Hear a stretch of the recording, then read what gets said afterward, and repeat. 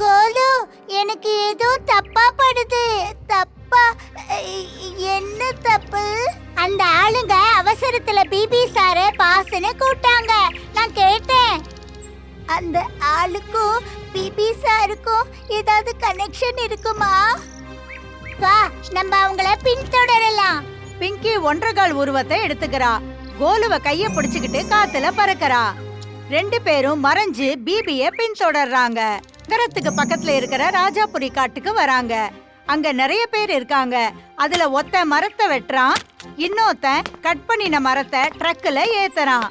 BP அந்த கிரவுண்டுல பார்த்த ஆளை திட்டுறான். உங்ககிட்ட 1000 தடவை சொல்லிருக்கேன், மத்தவங்க முன்னாடி என்ன பாஸ்னு கூப்பிடாதேன்னு.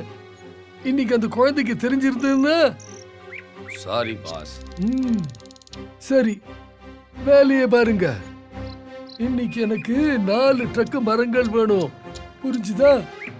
அவங்க பேசுறத பிங்கியும் கோலுவும் கேட்டாங்க. அப்ப கோலு எதிரில பாத்துக்கிட்டே சொல்றான், இப்ப எனக்கு புரிஞ்சிடுச்சு. இந்த பிபி சாரு ரொம்ப மோசமானவரு. இவரு மரத்தை ஸ்மக்லிங் பண்றாரு. நம்ம இத தடுத்து நிறுத்தணும். கோலு திரும்பி பாக்கறதுக்குள்ள பிங்கி அங்கேருந்து கிளம்பிட்டா. பிங்கி அதாவது ஒன்றகால், அவ அவங்க மேல தனியா அட்டாக் பண்ணினா. பிங்கிக்கு தன்னோட சக்தியால மரத்தை வெட்டுற மிஷினை உடைச்சிடுறா. அவங்கள கயிறால கட்டிடுறா. நீங்க வாய மூடிக்கிட்டு இங்கேயே இருங்க, உங்க பாசையும் இங்கேயே கூட்டிக்கிட்டு வரேன். ஒன்றகால் பிபிக்கு முன்னாடி நிக்கிறா. அவனுக்கு சவால் விடுறா. பிபி, பெரிய ப்ரொஃபசர், இயற்கைய காக்கிற மாதிரி சுத்துற. ஆனா நீயே மரத்தை வெட்டி அத ஸ்மக்லிங்கும் பண்ற.